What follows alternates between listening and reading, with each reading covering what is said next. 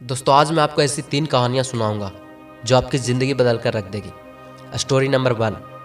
एक बार एक शेर का बच्चा एक घने जंगल में अपने माँ बाप से बिछड़ गया और भेड़ियों के बीच में शामिल हो जाता है। उसे करीब 2 साल हो गए उन भेड़ियों के बीच में रहते हुए, और अब उसके अंदर वो सारे गुण आ गए जो उन भेड़ियों में था। जैसा वो करते वैसा ये भी करता था, जिस तरफ वो जाते उस तरफ ये भी जाता था। मतलब जो आदत उन भेड़ियों के अंदर थी वो आदत अब इसके अंदर भी आ चुकी थी, और उसका माइंडसेट पूरी तरह से चेंज हो चुका था। अब वो काफ़ी बड़ा भी हो चुका था।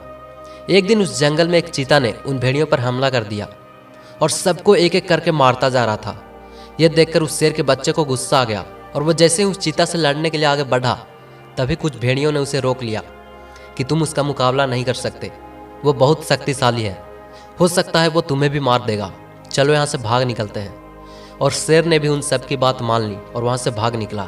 दोस्तों इस कहानी से हमें यह सीख मिलती है कि जैसी आपकी संगत होगी वैसी आपकी रंगत होगी।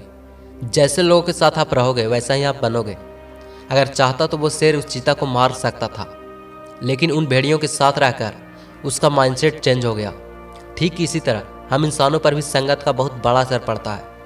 तो ऐसे लोगों के बीच ना रहें जिनके अंदर बड़ा सोचने की क्षमता ना हो, वरना आपकी ज़िंदगी भी उन्हीं लोगों की तरह हो जाएगी। Story number 2।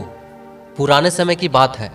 एक बार एक राजा को किसी खबरी ने बताया कि 3 दिन बाद उनके ऊपर दूसरे राज का राजा हमला करने वाला है, और उसकी सैनिकों की संख्या इस राजा के सैनिकों की संख्या के मुकाबले काफ़ी बड़ी थी।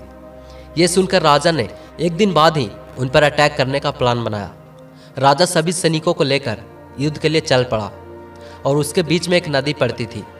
राजा और उसके सभी सैनिकों ने नाव पर चढ़कर उस नदी को पार किया, और नदी पार करने के बाद उस राजा ने सभी नाव को जलाने का आदेश दिया और अपने सभी सैनिकों से बोला कि आप जानते हैं कि हमारी सैनिकों की संख्या उसके मुकाबले काफ़ी कम है, और हमने वापस जाने के सभी रास्ते बंद कर दिए। अब आपके पास 2 ऑप्शन है, या तो मिट जाओ या फिर अपने दुश्मनों का नाश कर दो, मरता क्या ना करता। उन सभी सैनिकों ने उस युद्ध में अपनी पूरी जान लगा दी, और उन्होंने बड़ी संख्या वाले सैनिकों को मार गिराया और वो जीत गए। दोस्तों इस कहानी से हमें यह सीख मिलती है कि ठीक इसी तरह हर इंसान को वापस लौटाने वाली नाव मिटा देनी चाहिए और चल देना चाहिए अपनी मंजिल की ओर। Story number 3। एक गांव में 2 दोस्त रहते थे। दोनों काफ़ी जिगरी दोस्त थे, और उनमें से एक बड़ी उम्र का था। एक दिन वो खेलते खेलते अपने गांव से बाहर निकल गए और एक कुएं के पास खेलने लगे। अचानक एक दोस्त उस कुएं में गिर गया जिसकी उम्र ज़्यादा थी। अब दूसरा दोस्त चीखने लगा, चिल्लाने लगा, बचाओ बचाओ बचाओ, लेकिन उसकी मदद करने कोई नहीं आया। उसने इधर उधर देखा तो सामने एक रस्सी पड़ी थी, और उसने 1 सेकंड भी वेस्ट नहीं किया।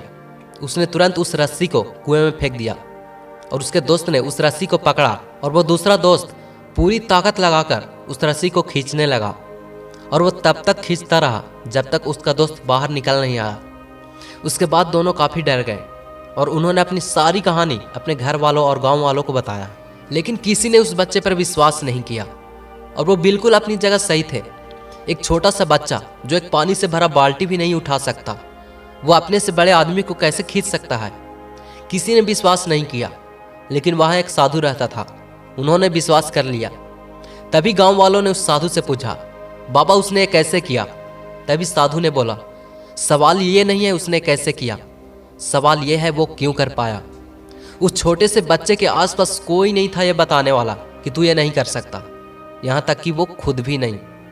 दोस्तों इस कहानी से हमें यह सीख मिलती है कि आप असंभव से असंभव कार्य को भी कर सकते हैं जब तक आप खुद से हार नहीं मान लेते। इसलिए दूसरों की बातों पर ध्यान मत देना, अपने ऊपर विश्वास रखो, अपने कर्मों पर विश्वास रखो, एक दिन सफलता जरूर मिलेगी। दोस्तों ये थी वो 3 कहानियाँ जो आपकी ज़िंदगी बदल कर रख देगी, और ऐसे ही वीडियोस देखने के लिए इस चैनल को सब्सक्राइब जरूर करें। Thanks for watching my video.